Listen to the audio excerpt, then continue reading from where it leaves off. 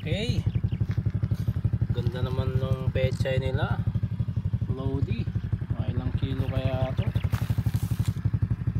Dito lang naman sa may papuntang Bungabon, malapit sa Santor.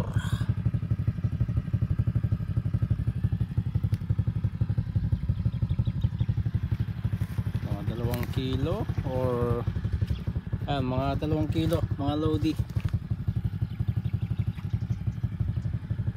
Ganda ng pagkasabog ka pala. Wow,